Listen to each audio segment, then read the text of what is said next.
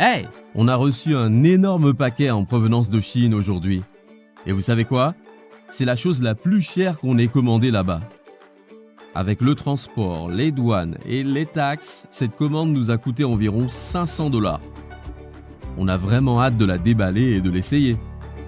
Je me demande qui sera le premier à deviner ce que c'est. Avec quelques instructions traduites apparemment par Google Translate, on a réussi à assembler les pièces. On fait tous les raccordements.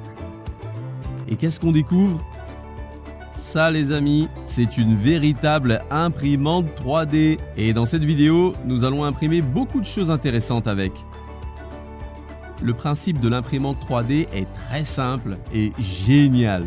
Dans une buse chauffée, un fil de plastique est placé. C'est là qu'il fond et ensuite, il sort à l'autre bout de la buse à l'état liquide.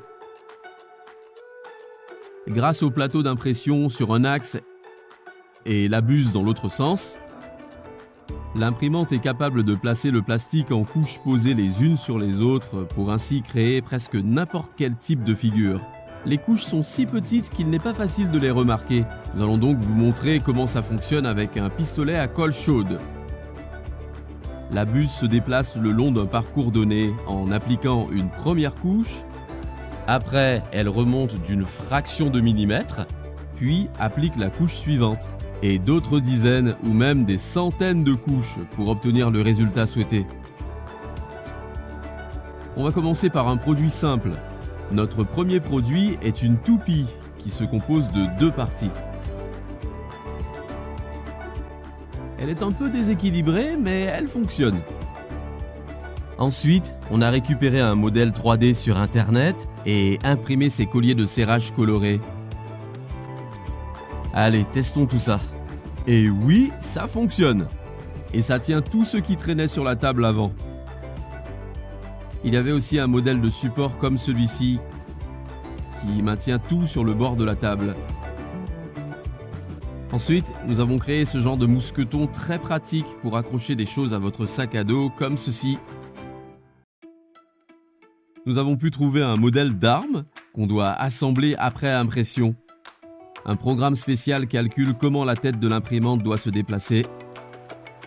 On l'enregistre sur une clé USB qu'on branche à l'imprimante.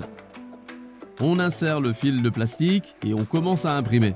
40 minutes plus tard, la partie principale est prête. On l'enlève et on imprime le déclencheur. Maintenant, on doit assembler le tout en utilisant un cure-dent et ce genre de barrette pour cheveux.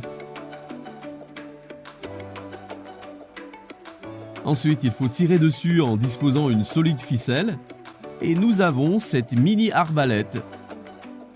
C'est quasiment une arme létale. On met l'obus dedans et tout fonctionne. Vous pouvez même mettre une balle perforante et l'essayer sur des tomates. Ok, Stéphane, ne reste pas dans le champ, ne provoque pas un drame. Et c'est la tomate qui reçoit une blessure mortelle. C'est un truc plutôt cool à faire.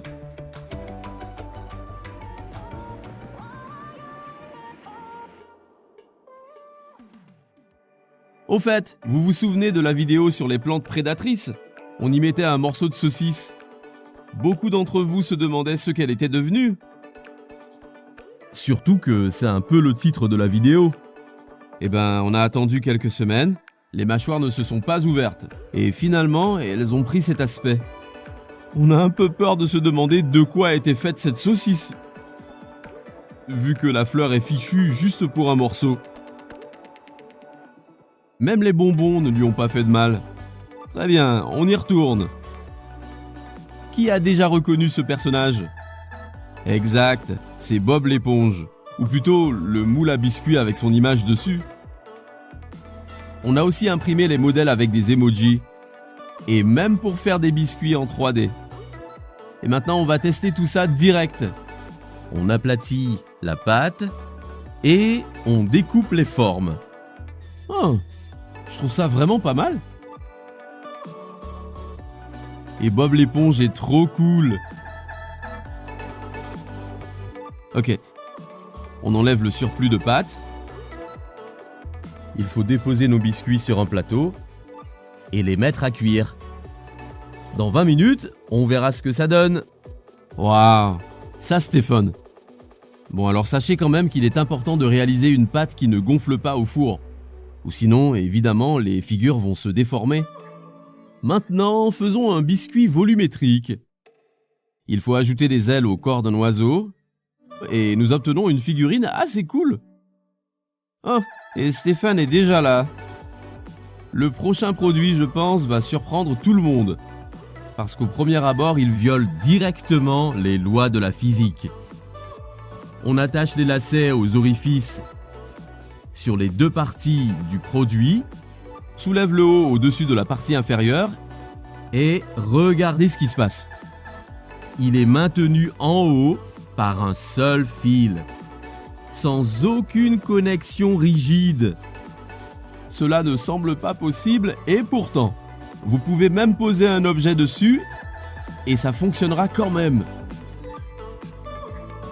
C'est comme une sorte de magie. Après ça, nous avons imprimé une autre chose particulièrement utile. Il s'agit tout simplement d'un support pour les piles AA.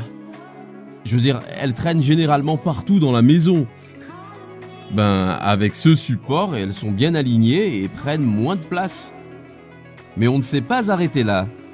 On a décidé d'imprimer un vrai couteau pliant sur l'imprimante 3D. Oui.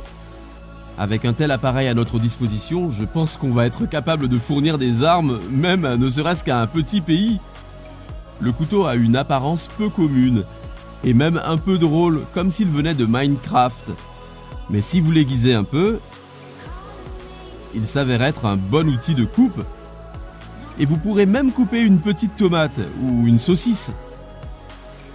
Pour terminer, nous avons imprimé notre plus grand produit, qui a beaucoup de pièces.